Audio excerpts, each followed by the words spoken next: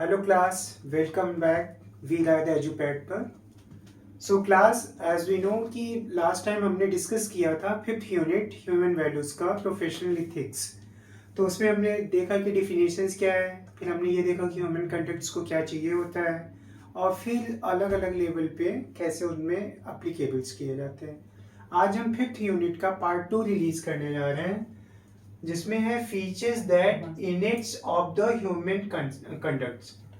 Common मैंने पिछली बार भी बताया था, जस्ट लाइक आप कोई फीचर्स देखते हैं, उस फीचर के बिहाफ पे आप डिसाइड करते हैं. आप डेली लाइफ में कई बार सुनते होंगे लोग कहते हैं तुम्हारे अंदर इंसानियत नहीं है क्या, यू हैव नो ह्यूमैनिटी, बार बार कहा जाता है.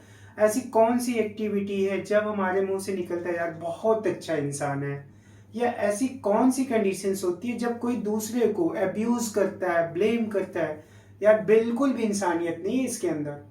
तो एक्चुअली ये इंसानियत है क्या, what is a humanity. Fifth unit हमें यही बताता है कि how you can identify there is a humanity.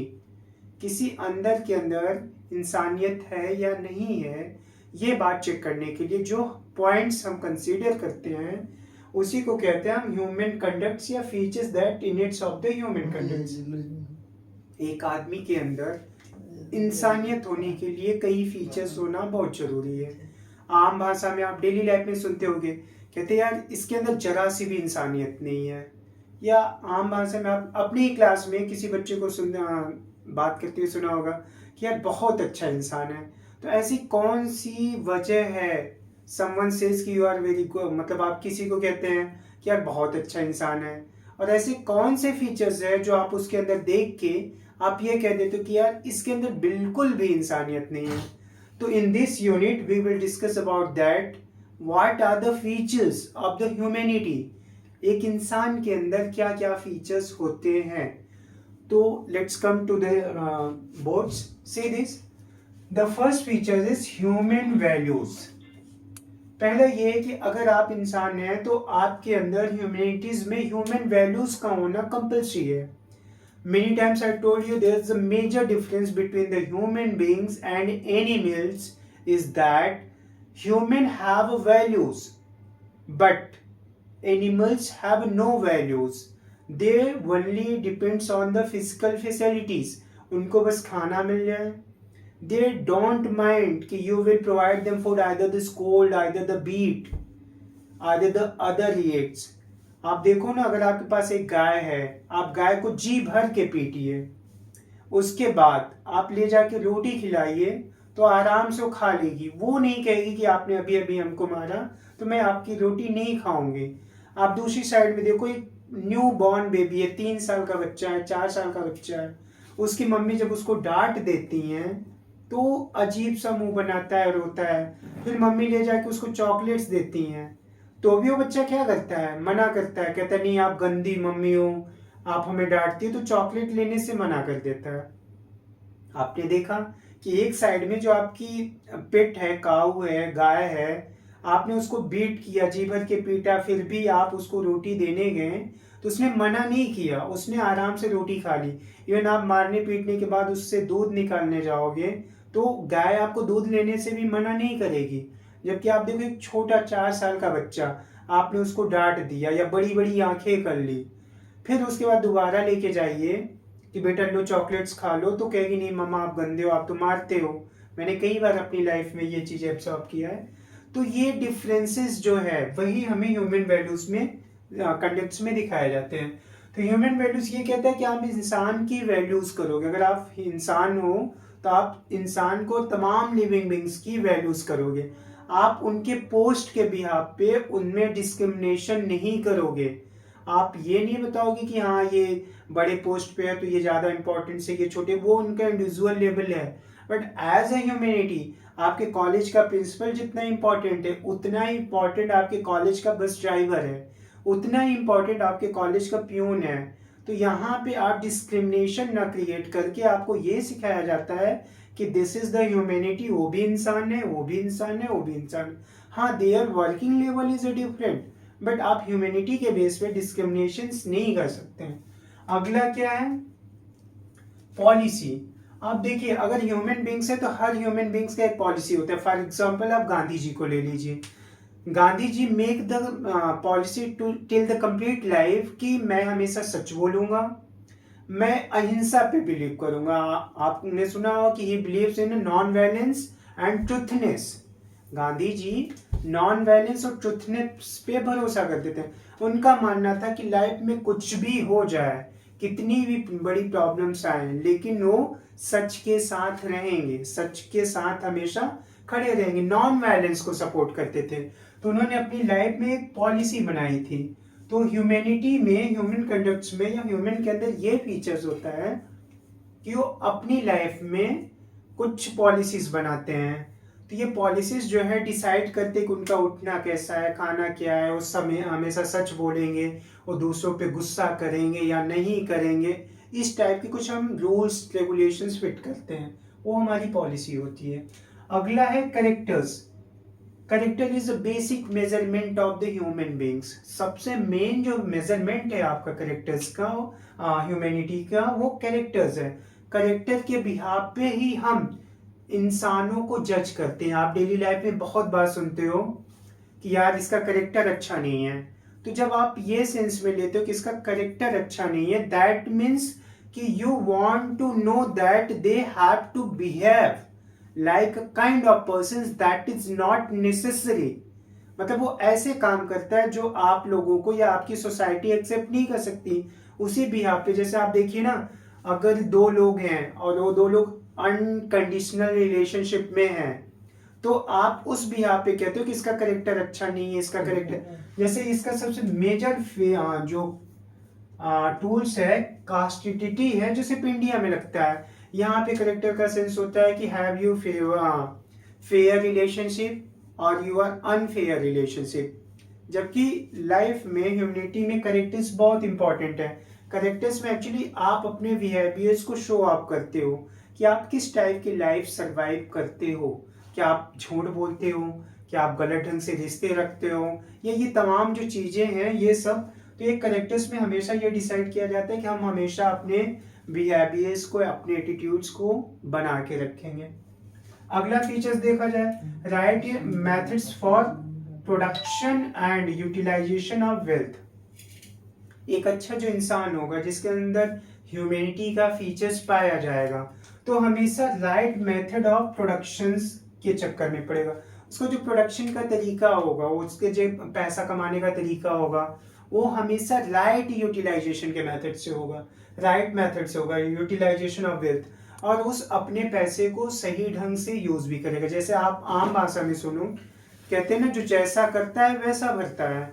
इसमें सिंपल सी बात यह है कि अगर आपने गलत ढंग से पैसे कमाए हैं तो गलत ढंग से आपका इन्वेस्ट भी हो जाता है। जैसे आप देखिए ना, बहुत सारे नेता लोगों को देख लीजिए या बहुत अच्छे लेवल के आईएएस आईपीएस ऑफिसर्स को देख लीजिए, तो 80% केसेस में मैंने ऑब्जर्व किया है कि उनके बच्चे बहुत अच्छा बन के कुछ नहीं बन, मतलब कुछ अच्छा नहीं बन पाते हैं। वो फिर अनइथिकल एक्टिविटीज में इन्वॉल्व हो जाते हैं। मैंने बहुत सारे ऐसे लोगों को देखा है कि जिनके पेरेंट्स बहुत अच्छे पोस्ट पे थे, लेकिन उनका खुद का बेटा, खुद की बेटी बहुत सारे मतलब एक्टिविटीज करने लगते हैं जो नहीं करना चाहिए। कई बार तो मैंने देखा वो गवर्नमेंट एम्प्लॉय तक नहीं बन पाते हैं।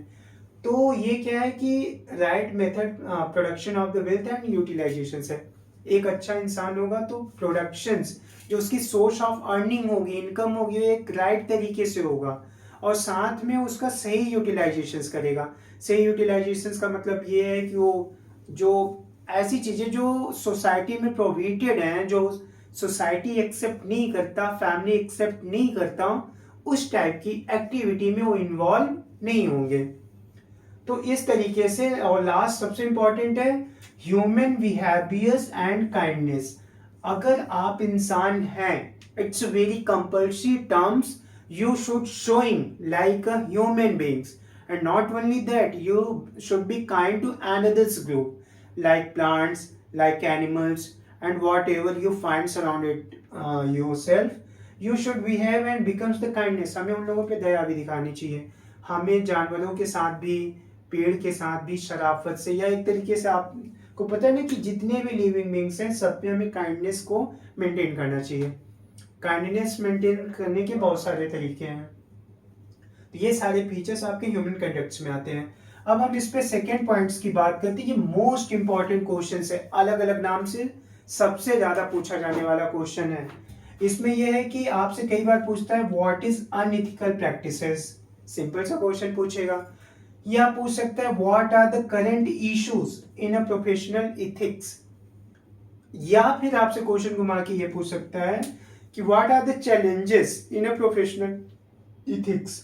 तो ये डिफरेंट काइंड्स के क्वेश्चंस होते हैं, बट इसका आंसर सिंपल है कि ये होता क्या है, किस टाइप के अनएथिकल प्रैक्टिसेस हो रहे हैं प्रोफेशनल स्किल में, और इनका इम्पैक्ट्स क्या हो रहा है हमारे सोसाइटी पे या हमारे वर्ड्स पे, इसका इम्पैक्ट्स क्या हो रहा है।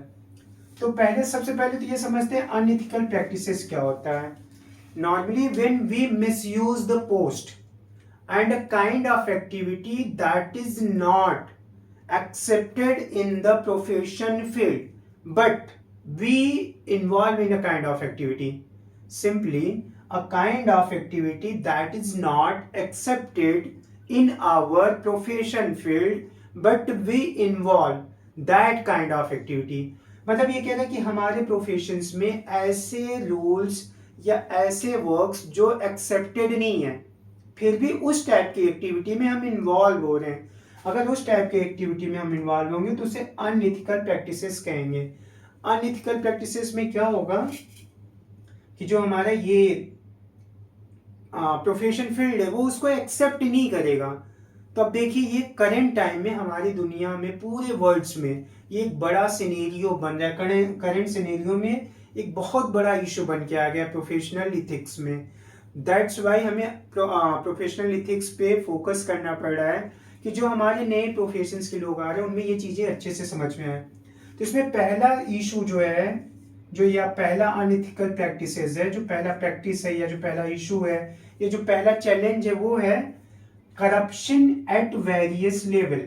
First point is a corruption at various level. Current scenario में everywhere we find that the lot level of corruptions. Have you seen? कोई भी है उसके पास पावर है और जब उस पावर का मिस यूज करता है तभी हम उसको करप्शन कहते हैं। करप्शन एक तरीके से अपने पावर का मिस यूज है। मिस यूज का मतलब ये कि मान लीजिए जैसे हम टीचर्स हैं और इंटरनल मार्क्स मेरे हाथ में है। हमने क्या किया, सारे इंटरनल मार्क्स मेरे हाथ में है, बट मैंने क्या किया कि कुछ बच्चे मुझसे ज़्यादा अटैच हो गए हैं, वो कॉलेज नहीं आ रहे हैं या उनके सेशनल परफॉर्मेंस अच्छे नहीं हैं। बिकॉज ऑफ कि आई हैव अ पावर तो मैं उनको अच्छे मार्क्स दे दूं। कुछ बच्चे डेली स्कूल आ रहे हैं बट वो पढ़ने में बहुत अच्छे नहीं है, एवरेज स्टूडेंट हैं, और मैं उनको ज़्यादा या वो मुझे बहुत ज़्यादा उस तरीके से व्यू भी नहीं दे रहे हैं। तो उस बिहाफ पे अगर मैंने जो बच्चे आ रहे हैं उनके कम मार्क्स किए और जो नहीं आ रहे हैं उनके ज्यादा मार्क्स के, दैट मीन्स कि कहीं ना कहीं मैंने अपने पावर्स का मिसयूज किया। तो यहाँ पे करप्शन ओरिजिनेट हो जाएगा। करप्शन यही कहता है कि when somebody use to their position for the wrong things, कोई अपनी पावर का मिसयूज करे तो करप्शन हो जाता है। मिसयूज ऑफ पब्लिक फंड, आप देखिए ना हमारी गवर्नमेंट्स पब्लिक्स वेलफेयर के लिए like road constructions, dam, lights, water supply, educations, health. There are the different kind of accessories our government have allotted huge amount of money. But the persons who's involved in a kind of professions, अलग अलग level पे जो अधिकारी लोग होते हैं उस public fund का मिस यूज करने लगते हैं। ये करंट सिनेरियो बन गया। आप छोटे छोटे देखिए, गांव से लेकर के हर लेवल तक आपको ही काम करवाने चाहिए, आप राउंड करते रहिए, राउंड करते रहिए, your work is not succeed with in the times. But अगर आप किसी ऑफिस में जाइए, वहां किसी से कंसल्ट करिए, तो तुरंत क्या होगा कि आप, वो कहते हैं ना, आपको कोई सरकारी कॉन्ट्रैक्ट पास कराना है, आप थोड़ा सा भी बोलिए कि हम आपको कुछ दे रहे हैं तो कहेंगे हाँ ठीक है चलो, फिर आपके नाम से कॉन्ट्रैक्ट क्लियर हो जाएगा। यानी कहीं ना कहीं मिसयूज ऑफ पब्लिक फंड है। पता चला कि उन्होंने रोड कंस्ट्रक्शन में 5 lakhs लगाए, उन्होंने लिख के भेज दिया कि आई हैव एक्सपेंस 7.5 lakhs। तो अब ये क्या होगा, आपने 5 लाख की नाली बनवाई मोहल्ले में और आपने लिख के क्या भेजा, 11 लाख। तो कहीं ना कहीं पब्लिक फंड का मिसयूज होना आजकल कॉमन होता जा रहा है। Unethical advertisement and sales. Unethical advertisement and sale, देखिए आजकल क्या हो रहा है, आप देखते होंगे एडवर्टीजमेंट का इतना ज्यादा हो गया क्रेज। आप अमिताभ बच्चन से लेकर के हर एक एक्टर्स को देखिए, सब क्या करें, बड़े बड़े क्रिकेट प्लेयर्स को देख लीजिए, सब 1 रुपए से लेकर के 10 रुपए तक के साबुन शॉप शैम्पू बेच रहे हैं बिकॉज ऑफ द एडवर्टीजमेंट। तो एडवर्टीजमेंट वो भी कैसा है, अनइथिकल है। कई ऐसे एडवर्टीजमेंट है just like smoking injurious to health, सबको पता है, फिर भी कुछ लोग प्रमोट कर रहे हैं कि लोग उसको कंज्यूम करें। तो कहीं ना कहीं ये अनइथिकल प्रैक्टिसेस है जो प्रोफेशंस की वजह से वो अपने प्रोफेशंस का मिस यूज कर रहे हैं। मान लीजिए कोई क्रिकेटर है, कोई एक्टर है, कोई एक्ट्रेस है, वो प्रोफेशन में काफी फेमस है, तो अब लोगों को लगता है कि उसके थ्रू एडवर्टीजमेंट कराया जाएगा तो कंपनी के प्रोडक्ट्स आसानी से सेल हो जाएंगे। तो ये सेल प्रमोशंस को बढ़ाने के लिए भी अनइथिकल प्रैक्टिसेस किए जा रहे हैं। अगला देखा जाए, exploiting the weakness of the consumer. ये सबसे ज्यादा प्रोफेशनल इथिक्स में दिनों दिन बढ़ता जा रहा है कि हमारा कंज्यूमर टेक्नोलॉजी के टाइम में इतना अपडेट्स नहीं हो पा रहा है, तो उसकी वीकनेस का जो है हम लोग मिसयूज कर लेते हैं। इससे भी कहीं ना कहीं अनइथिकल प्रैक्टिसेस को बढ़ावा मिल रहा है। अगला देखिए, cut throat competition. Cut throat competition का मतलब होता है कि मतलब जहां देखो तहां हर जगह कंपटीशन का लेवल इस हद तक बढ़ गया है कि कंपटीशन के चक्कर में लोग एक दूसरे में करप्शन, मतलब कोई चीज है, पता चला कि मान लीजिए 2 अलग अलग प्रोडक्ट्स हैं या 2 अलग अलग वो हैं, तो पता चला एक ने अपनी सेल्स को हाइड करने के लिए क्वालिटी गिरा दिया, लेकिन सेल्स प्रमोट करने के लिए उसने प्राइस भी डिक्रीज कर दिया। अब दूसरे कंज्यूमर्स को ये लग रहा है कि हाँ चलो यार, हमें जो है प्रॉफिट्स ऑब्जेक्ट भी मिल रहा है और प्राइस भी कम देना पड़ रहा है। बट दूसरी साइड में उसने ये नहीं देखा कि जो क्वालिटी ऑफ प्रोडक्ट्स था उसको भी उसने घटा दिया। अब उसके कंपटीशन में जो दूसरा हमारा होगा वो भी क्या करेगा, उसके कंपटीशन के चक्कर में वो भी अपने प्राइस को डिक्रीज करेगा। क्वांटिटी वेट, आप पार्ले जी का बिस्किट देख लीजिए, पहले पार्ले जी का बिस्किट आता था, आज भी पार्ले जी ने अपना प्राइस नहीं कम किया है, बट आप क्वांटिटी देखो, क्वांटिटी क्या हो गई है, कम हो गई है। तो ये भी अनइथिकल प्रैक्टिसेस में एक तरीके से जस्ट लाइक कि उसने पैसे नहीं बढ़ाया, प्राइस आज भी उतना ही है जो आज से 20 साल पहले थे, लेकिन आप क्वांटिटी देखिए, वेट देखिए, कहीं ना कहीं घट रहा है। तो यानी ये क्या है, कंपटीशन की वजह से अपना प्राइस तो नहीं हो पा रहा है। तो these are the some reasons जो करंट में प्रोफेशनल इथिक्स के लिए एक चैलेंज बन गया है, एक करंट इशू है। ये सबसे इंपॉर्टेंट है, प्लीज गाइस आप इसको 2 से 4 बार वीडियो को पॉज कर करके या रिपीट मोड पे डाल डाल के ये जरूर पढ़िएगा। ये आपके एग्जाम में डेफिनेटली रिपीटेड क्वेश्चन है, सबसे ज्यादा रिपीटेड क्वेश्चन है। अब ये आता है कि अगर ये अनइथिकल प्रैक्टिसेस हो रहे हैं तो इसके इम्पैक्ट्स क्या पड़ते हैं। तो इसके इम्पैक्ट्स देखिए, तो सबसे पहला इम्पैक्ट्स क्या है, increasing the scam. Increasing the scam. अब आप देखिए जैसे जैसे अनइथिकल प्रैक्टिसेस होंगे, करप्शंस बढ़ेगा, तो स्कैम भी बढ़ता जाएगा। और अगर स्कैम बढ़ेगा तो आपको पता है कि क्या होना है, लोग एक दूसरे पे शक करेंगे, तमाम और भी चीजें होंगी। तो ये पहला जो पॉइंट है, इंक्रीजिंग स्कैम, आए दिन कुछ ना कुछ बात पे घोटाले होते रहेंगे, कभी ये घोटाला, कभी वो। आप न्यूज़पेपर देखिए, चैनल्स देखिए, कभी पता चला कि ये घोटाले में फंसे, वो घोटाले में फंसे। अभी आजकल जैसे देखिए शराब घोटाला का इशू चल रहा है, इसके पहले चारा घोटाला। तो ये बड़े बड़े स्कैम जो आपको सुनाई देते हैं, इसके पीछे कहीं ना कहीं अनइथिकल प्रैक्टिसेस ही इन्वॉल्व है। आप देखिए ना, शराब घोटाला, ये घोटाला, वो घोटाला, तो कहीं ना कहीं स्कैम को बढ़ावा देता है ये। जैसे अभी देखिए वो मनी स्कैम था बहुत बड़ा, क्या नाम है उसका, पता नहीं, हर्षद मेहता शायद, तो उसका भी एक बड़ा स्कैम रहा है। तो ये क्या है, करप्शन की वजह से हुआ। दूसरा क्या है, इकोनॉमिक किकबैक। अगर देखिए जहां भी अनइथिकल प्रैक्टिसेस कंटिन्यू होते हैं, उस कंट्री का जो इकोनॉमी है वो आगे जाने के बजाय किक बैक कर लेता है, पीछे की तरफ लौट जाता है, क्योंकि जो एक्चुअल में फंड्स जाने चाहिए थे, जहां पे जाने चाहिए थे, जो सही बंदा किसी जॉब में पहुंचना चाहिए था, वो सब चीजें नहीं हो पा रही हैं। तो कहीं ना कहीं आपके जो कंट्री की इकोनॉमी है वो बैकवर्ड मूव करने लगती है, आगे ना जाके वो बैकवर्ड लौट जाती है। अगला क्या होगा, फाइट फॉर आइडेंटिफिकेशंस। अब देखिए ज्यादातर अनइथिकल प्रैक्टिसेस में क्या होता है कि कुछ ही लोग पूरे सोसाइटी को, पूरे रूल्स को, पूरे गवर्नमेंट्स को कंडक्ट करने लगते हैं, वर्क करने लगते हैं। तो बहुत सारे लोग क्या होते हैं, अपनी पहचान के लिए फाइट करने लगते हैं कि हमें अपनी पहचान बनानी है, लोग हमें जाने, लोग हमें जाने।